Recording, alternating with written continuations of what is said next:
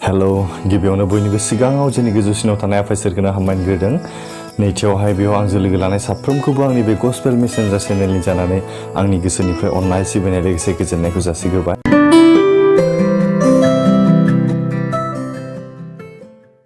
आसा खालामदों नोंथांमोना साफ्रोमबो इसोरनि अननायाव मोजाङैनो दं। आंबो इसोरनि अननायाव दासान्दि मोजाङैनो दङ।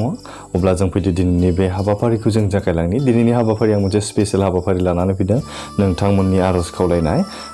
नाथाय बे आरज खावलायनो हाबाफारिसिम थांनायनि सिगां मोनसे गोजोनथाव रादाब आं नोंथांमोननो फोरमायथिनो लादों। थांनाय दिन सम बोथोरफोराव नोंथांमोननो बेबायदि आरजनि खावलायदोंमोन। बे आरजनि खावलायनायखौ फोरबोआ दिनैहाय खोनासंनायजों माबायदि फिननायखौ होदों, बिथांमोना आंनिसिम माबायदि इसोरखौ बाख्नायनायनि मेसेज हरदों, आं नोंथांमोननो फरायथिनानै होनो सानबाय। जोंहा गिबियावनो आं लानो सानदों चिरांनि आब' सासे रैसुमै, बे गावनि न'खरनि थाखाय, गावनि सानै गथ'फोरनि थाखाय, लोगोसे गावनि बिसायनि थाखाय बे आरज खावलायदोंमोन। लोगोसे बियो सानथाम फास्टिं थागोन होननानै आरजनि थाखाय खावलायहरदोंमोन। बे सानथाम फास्टिंखौ माबोरै थानो हागोन आं होननानैहाय, नाथाय इसोरा बेखौ अननायजों बे सानथाम फास्टिंखौ थानो हानायनि थाखाय इसोरखौनो बाख्नायनाय आंनिसिम मेसेज हरदों। थारैनो इसोरा बाख्नायजाथों। लोगोसे बिथांनि हासबेन्डआ बेबायदिनो निसायाव गब'नानै थायो होनना बुंदों। नाथाय बिनि थाखाय जों आरोबाव आरज खालामबावगोन दाहाय।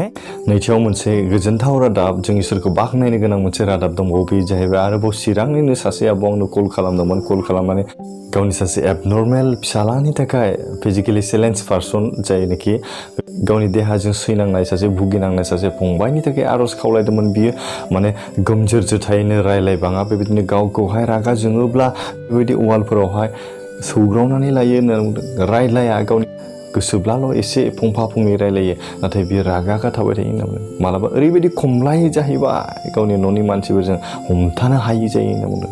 बेबायदि सैताननि अहुसि आत्मानि थाखाय बे आरज खावलायदोंमोन। बेबायदिनो आरजनि उनावहाय फंबायनि जिबनाव एसे मिनिनायखौ नुनो मोन्दों होननानै आंनिसिम आब'आ खावलायहरदों। बेनिखायनो आरोबाव आरज खावलायदों। बियो बे साननैआव दामानि खुसि दङ, रंजानानै दङ होननानै आब'आ आंनिसिम खावलायदों। बेनिखायनो जों इसोरखौनो बे समाव हामबाय होनि। मानोना इसोरा जोंनि सायाव अननायखौ, बिनि महिमाखौ जों मोनदोंब्ला जों इसोरखौ बाख्नायनाया जोंनि बियो बिबान। आरोबाव मोनसे गोजोनथाव रादाब आं नोंथांमोननो होनो सानदों। उदालगुरिनि जोंहा सासे बिनानाव मधुश्री, बिथाङा आंनिसिम आरज खावलायदोंमोन। गावनि बिसाया बेबायदिनो गोबांथार निसायावहाय गोदोनानै थायो होननानै बुंदों। बेबायदिनो बिनानावा आंनिसिम आरज खावलायदोंमोन।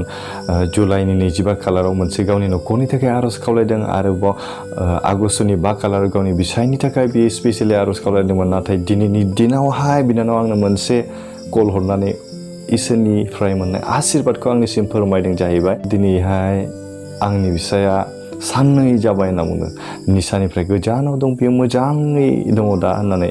बेनिखायनो इसोरखौनो बिनानावा हामबाय होनदों, लोगोसे आंखौ हामबाय होनदों। आंखौ हामबाय होननो गोनां गैया, नाथाय इसोरखौसो जों हामबाय होनो गोनां। मानोना जोंनि बिनायखौ, जों लोगोसेयै फोरबोनियाव गाबज्रिनायखौ दिनै इसोरा खोनासंदों। आरो बे फंबायनि जिबनाव इसोरा गावनि महिमाखौ, गावनि खोथा बुंदों। बेनिखायनो बियो दिनैहाय बेबायदि गाज्रि आखुनिफ्राय गोजानाव थानो हादों। इसोरा थारैनो नोंथांनि न'खराव, लोगोसे नोंथांनि गासै खामानिफोराव हेफाजाब खालामगोन, लोगोसे आशीर्बाद खालामगोन। आरो जोबनायाव जों आरज खालामबावगोन दै। आरो बे समाव गोजोनथाव रादाब एबा गोजोनथाव टेस्टिमनि नोंथांमोननो बे समाव आं बुंनो लाबोदों। जोंहा अरुणाचल इटानगरनिफ्राय सासे आब' आंनोहाय दाख्लैयो 28 तारिख जुलाइआवनो आंखौ कल खालामनानै गावनि न'खरनि थाखाय, गावनि फिसालानि थाखाय बियो आरज खावलायदोंमोन। लोगोसे गावनि बिसायनि थाखाय, गावनि बिसाया बेबायदिनो गोबांथार संसारनि गाज्रियाव गफबनानै थायो होनना बुंदों। लोगोसे गावनि बिसालायाबो 18 बोसोर जाबायमोननो। बेबायदिनो संसारनि गोबां गाज्रि लोगोफोरखौ लोगो मोननायनि गेजेरजों बियो गावनि फरायनायनिफ्राय गोजानाव थादोंमोन। हाई सेकेन्डारि फाइनाल होनो गोनाङा बियो होआलासिनो बेयो संसारनि गोबां गाज्रि लोगोफोरजों लोगो जानानै संसारनि निसायाव बियो गब'नानै थाबायमोन होनना बुंदों। बिमा बिफाखौ मोजां रायलाया, बिमाफोरनि बाथ्राखौ लाया, मानियामोन, रागा रायलायोमोन होनना बुंदों। नाथाय बेबायदिनो आरज खालायनायनि उनावहाय आंनो दाख्लै 9 तारिख आगष्टआव बे आब' आंनोहाय कल खालामनानै बुंहरफिनबाय, थारैनो फंबाय, जोंनि आरजआव दिनै इसोरा खोनासंबाय। बेखायनो आंनि फिसालाया दिनै आंजों मोजां रायलायबाय होनना बुंदों। मोजां रायलायदों, इसोरा थारैनो बेखौ अनदों होननानै बुंदों। बे गासैबो इसोरनि अननाय, जायखौनोखि आब'आ दिनैहाय बे गावनि फिसालानि गेजेरजोंहाय बेबायदि मोजां रायलायनो मोनगोनखौ आसा खालामाखैमोन। मानोना गोबां समाव बेबायदिनो गावनि बिसालाजों मोजां रायलायनो हायाखैमोन। रागाल'मोन, माबा मोनसे सोंब्लाबो रागा, माबा मोनसे बुंब्लाबो रागा। नाथाय दिनैहाय इसोरा बे फिसालाजों थानायनि गेजेरजोंहाय इसोरा खामानि मावदों। इसोरा गावनि गेदेर अननायखौ होनानै गावनि बिमानि बाथ्राखौ खोनासंनो हानाय बिनि गोहो सक्तिखौ होदों। बिनि गोसोनि दरखौ दिनैहाय फोरबोआव खेवनानै होदों। इसोरा थारैनो बाख्नायजाथाव। प्रेज द लर्ड। बे फंबायनि मुङानो जाहैबाय आखिम होनना बुंदों। बिथांनि बिफाया मिसिं, बे सासे आब'आ बर'मोनब्लाबो बियो मिसिंजों हाबा जानानै दा बेबायदिनो अरुणाचल इटानगराव रायजो जानानै दं होनना बुंदों। लोगोसे बिहा आरोबाव सासे फिसाजो दंबावो होनदों, जायनाखि फरायगासिनो। बिथांमोननि थाखाय जों आरोबाव दा जोबथियाव आर'ज खालामबावगोन दे। अब्ला दानिया फैदो, बे समाव जोङो दिनैनि बे हाबाफारिखौ आरोबाव जागायलांनि। जों आर'जनि खावलायनाय लानि। नाथाय आर'जनि खावलायनाय हाबाफारिसिम थांनायनि सिगां आं गुसुङै मोनसेल' बाइबेल सिरि नोंथांमोननिसिम आं लानानै फैदों। 2 पिटरनि 5 बालाबनि 6 आरो 7। बेनिखायनो नोंसोर इसोरनि बोलोग्रा आखाइनि सिङाव था, नांगौ बोथोराव बियो नोंसोरखौ फोजौगोन। आरो 7 लिरदों, नोंसोरनि गासै दुखु दाहानि बिबानखौ बिनि सायाव हो, मानोना बियो गासैखौबो बानस'यो। प्रेज द लर्ड। एसेबां गिदिर इसोरनि गाहाम बाथ्राखौ जों दिनैहाय फरायनानै मोनबाय। बेनिखायनो नोंसोर इसोरनि बोलोग्रा आखाइनि सिङाव था। इसोरनि बे आखाइया बोलोग्रा बिनि सिङाव जोंखौ थानायखौ दिनैहाय इसोरा लुबैदों। नांगौ बोथोराव बियो नोंसोरखौ फोजौगोन। जोंनि नांगौ समाव बियो गावनि आशीर्बादनि गेजेरजों, गावनि अननायनि गेजेरजों, गावनि बोरनि गेजेरजों जोंखौ दैदेनगोन होनना बुंदों। नोंसोरनि गासै दुखु दाहानि बिबानखौ बिनि सायाव हो। जोंनि गासै दुखु दाहा, गासै बिबानखौ जोङो फोरबोनियाव हगारनानै होनि।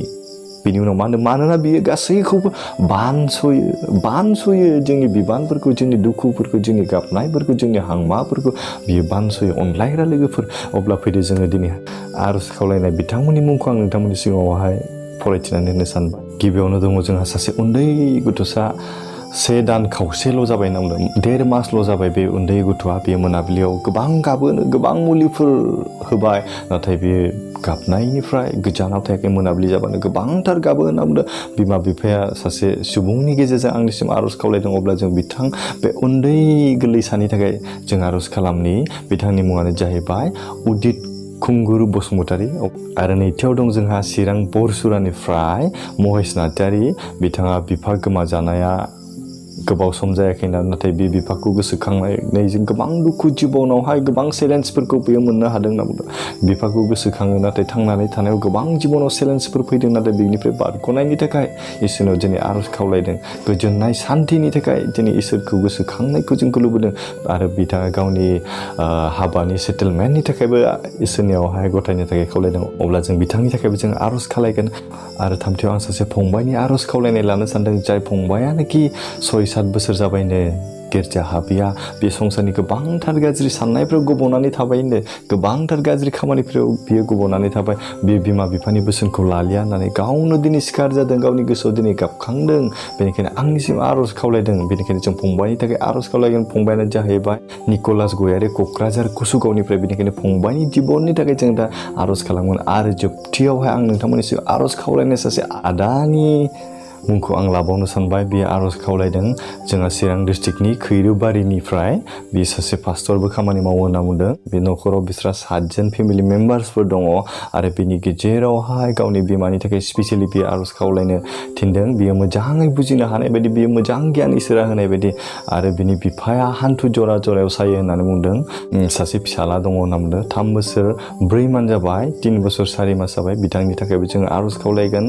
आरो लोगोसे बे आदायानो गावनि फायखानायावहाय गोबांथार प्रब्लेमफोर दङ होननानै बुंदों। बिनि थाखाय जों आर'ज खालामो। आरो मोनसे गोजोनथाव रादाबा नैबेसो, जोंहा बे आदाया आंखौहाय दाख्लै फन हरनानै आंनि एकाउन्ट नाम्बारजों आंनि एकाउन्ट डिटेल्स बिहरबाय। बियो आंनिसिम अनसुंथाइ हरदों इसोरनि नामाव। बेनिखायनो बे आदानि अनसुंथाइ हरनाय रांखौ आङो इसोरनि महिमानि थाखायनो बाहायगोन होनना आं नोंथांमोननो मिथिहोनाय जाबाय। आं जेब्ला बाहायगोन नोंथांमोनखौ आं मिथिहोगोन।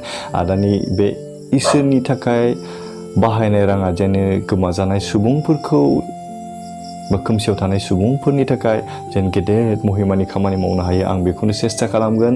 आदाखौ आं आंनि गोसो इसिंनिफ्राय फोरबोनि मुङाव आं गोजोननायखौ जासिदों, लोगोसे हामबाय होनदों। लोगोसे बेबायदिनो इसोरनि खामानि मावलांबाय थानायनि थाखाय आंनिसिम गोबांथार हामबाय होननाय जाहाथे आंनि गोसो इसिंनिफ्राय आंबो जबनानै लादों। लोगोसे आदाखौबो आंनि गोसो इसिंनिफ्राय फोरबोनि मुङाव गोजोननाय आरो साबायखर जासिदों। अब्ला जों बे समाव जों फैदो आर'जसिम थांनि। जोंनि गोजौसिनाव थानाय सोरगिदिं गोथां आरो गोथार उनखौ सिराफा नों आफाखौ दाननाय समाव हामबाय नोंनि गेदेर अननायखौ मोननायखाय बे मोजां समखौ जोंनो होनायनि थाखाय बे मोजां समाव दिनैहाय गोबां सुबुङा दिनै नोंनि आरज खावलायनायनि गेजेरजों नोंनि गेदेर अननायखौ मोनबाय बिथांमोना दिनैहाय नोंखौ साबायसो होदों हामबाय होनदों बेबायदिनो आंबो बिथांमोननि जानायखौ हामबाय आरो हामबाय होनदों प्रभु आफा आरो बिथांमोननि गासै नखरफोरखौ बिथांनि आरो जिबनफोरखौ बिथांमोननि गासै खामानिफोरखौ नोंथांनाव गथायबावदों प्रभु आफा नोंनिफ्राय बिसोरजों आरोबाव दैदेनबावदो लोगोसे नोंनि अननायखौ दोनफ्लायबावदो आरो दानसेयाव गथाय जायफोर बिथांमोना दिनैहाय नोंखौ फोथायनायजों नोंनि आथिं गुदियाव फैदों नोंनियाव आसा आरो भरसा लानानै नोंनियाव सुखा जानायनि थाखाय बिथांमोननि जिबनखौ नोंथांनाव गथायदों प्रभु आफा जाय बे उन्दै गथ'साफोरबो जि 1.5 मासनि उदित खुंगुर बसुमतारी बिथाङा दिनैहाय मोनाबिलि समाव गोबां गाबो होनना बुंदों जों मिथिया प्रभु आफा बिथांनि देहायाव बिथांनि सोलेराव मा जानाय दंमोन नाथाय बेखौ नों दिनैहाय अननायजों सोरजिनायखाय बेखौ नों फेदेरनाय बिदि सायाव नायनाय गासैखौबो नोंनि आथिं गुदियावनो गथायदों बेनि बेंनायनि दायित्वफोरखौ नोंनि आथिं गुदियावनो गथायदों प्रभु बे डेटा नोंनि गेदेर महिमानि खामानि मावनो हानाय बायदि बिथांनि जिबनाव नोंनिफ्राय आशीर्बाद आरो बोरखौ होफ्लायदो प्रभु बिनि जिबनाव जे गाबनांनाय बियो दिनै भुगिनांनानै दं मोनाबिलि समाव बेखौ नों प्रभु जिसु ख्रिस्ट'नि मुंखौ गोजान खालामदों नोंनि गोथार जिउजों बेखौ सुफुंदो प्रभु आफा स्पर्श खालामदो नोंनि गेदेर अननायखौ मोननायजों जे गोजोन देहाजों मोजां जिबनै देरलांनो हानाय बायदि बिनि सायाव थानाय हेफाजाब खालामदो प्रभु आफा जि महेश नार्जारी बिथाङा दिनैहाय गावनि बिफा गोमाजानायाव संसारनि हिसाबै जों गोबांथार दुखु जायोखाय बेबो दिनैहाय दुखु जादों बे दुखुफोरनिफ्राय बियो बारग'नो थाखाय नोंनियाव फैदों प्रभु आसा आरो भरसाखौ नोंनियावनो लाखिदों प्रभु आफा बिथांनि गासै खामानिफोराव बिथांनि गासै मिनिस्ट्रिफोराव बिथांनि गासै जिबनाव बिथांनि गासै आगानफ्रोमाव थानानै नोंनिफ्राय बेखौ हेफाजाब खालामदो दैदेनदो आरो अननायखौ होफ्लायदो प्रभु आफा दिनैहाय संसाराव थानाय समाव जोङो उन सिगाङैनो थैलांगोनब्लाबो प्रभु सोरगोआव जों सानसे आलो गोजोनै लोगो हमहैनो हागोन प्रभु बेबायदिनो बिथांनि जिबनाव गोजोननाय सान्थि आरो रंजानायखौ होदो प्रभु आरो जि एंगेजमेन्टनि थाखाय बियो दिनैहाय थाम खालामगासिनो दं बिथांनि बे एंगेजमेन्टआवबो नोंनि सायख'जानाय बायदि नोंनि सायख'नाय बायदि बिनो मोजां लोगोरि होगोन बेबायदि जों आसा आरो भरसा नोंनियावनो दोनदों प्रभु बिथांनि नखराव बिथांनि जिबनाव बिथांनि गासै खामानियाव थानानै हेफाजाब खालामदो बेबायदि आसा आरो भरसा जों नोंनियावनो फोथायनायदों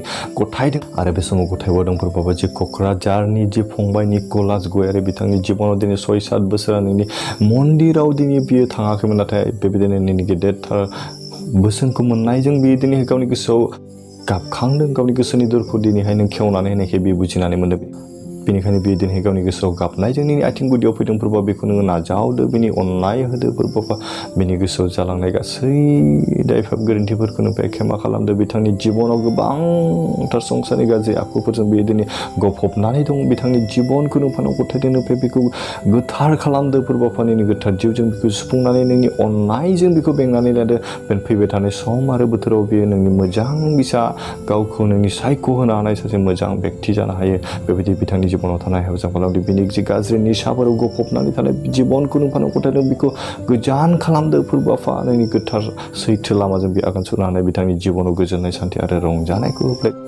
आरो बे समाव गथायबावदों जोबथियावहाय प्रभु आफा जि हिद्द बिथाङा दिनैहाय नोंखौ गिग्रा जानायखाय नोंखौ फोथायग्रा जानायखाय नोंनियावनो आसा आरो भरसा लानानै फैदों फायखानायाव जि प्रब्लेम दङ बे नोंनियाव फोथायनायखाय नोंनियाव आसा लानानै दिनै फैदों बिथांनि जिबनावनो गोजोननाय सान्थि आरो रंजानायखौ होदो बिथांनि देहा सोलेर गासैयावबो थानाय हेफाजाब खालामदो जि देहायाव नांगौफोर बेखौ नोंनिफ्राय नोंनि गोथार जिउजों बेखौ सुफुंदो नोंनि गोथार आगदा आखाइजों दांनानै बिनि गासै बेरामफोरखौ सोखा जानायखौ होदो प्रभु आरो बिथांनि गासै नखरनि साफ्रोम सोद्रोमाफोरखौ नोंथांनाव गथायदों बिथांनि गासै फिसा फिसौफोरखौ नोंथांनाव गथायदों नोंनि गेदेर अननाय आरो आशीर्बादजों बिथांनि नखरखौ दैदेननो गोजोननाय आरो सान्थिखौ होदो प्रभु साफ्रोम सोद्रोमाफोरा जे मोजाङै बुजिलायनायजों अनलायनायजों थांनानै थानो हायो बिथांनि नखराव गोजोननायखौ होदो बिथांनि नखराव सान्थिखौ होदो बिथांनि नखराव रंजानायखौ नोंनि गोथार अननायखौ मोननायजों बे गावनि जिबनाव गोथारै दैदेनलांनो हानाय बायदि बिथांनि जिबनाव बिथांनि नखराव बिथांनि गासै खामानियाव थानाय हेफाजाब खालामदो प्रभु हामबायनो जोंनि आरज खोनासंनायनि थाखाय प्रभु आफा आरो दानि बे समाव गथायबावदों जि आदाया आंनि थाखाय जि रां अनसुंथाइ हरबाय बे राङा नुनायाव एसेल'ब्लाबो नोंनि गेदेर महिमानि खामानियाव बाहायजानो हागोन आं फोथायदों बेनिखायनो आं गथायदों नोंनि आखाइ प्रभु बे रांखौ नोंनिफ्राय गोथार खालामदो नोंनि गेदेर अननायखौ बिनि सायाव दोनफ्लायदो नोंनि गेदेर महिमानि रायजोनि थाखाय बे बाहायजानो हानाय बायदि बेयाव बोर होदो प्रभु जाय बिथाङा दिनैहाय आंनिसिम दान हरबाय बिथांनि जिबनखौ नोंथांनाव आरोबाव गथाय होदों बिथांनि जिबनाव गोजोननाय सान्थि आरो रंजानायखौ लाबोदो प्रभु नोंनि गोबांथार गेदेर खामानि मावनो हानाय बायदि आंनि सायावबो नोंनिफ्राय जोबनो गैयै बोर आरो आशीर्बादखौ होफ्लायबाय बिनि थाखाय हामबाय आरो हामबायनो प्रभु जायफोर बिथांमोना बे भिडिअखौ नायगासिनो बिथांमोननि गोसोनि दरखौ नोंनिफ्राय खेवनानै होदो नोंनि गोथार अननाय आरो आशीर्बादखौ बिथांमोननि जिबनावबो होफ्लायदो बिथांनि नखरावबो होफ्लायदो आरो बिथांमोननि गासै खामानिफोराव थानाय हेफाजाब खालामफ्लायदो प्रभु दान समाव गथायबाय जों साफ्रोमबो गोसो मोदोम आरो बाखि सम्मानिखौ नोंथांनो गथायनानै गुसुं आरो सासो बासेरा ख्रिस्ट'फोर जिसुनिफ्राय आमेन।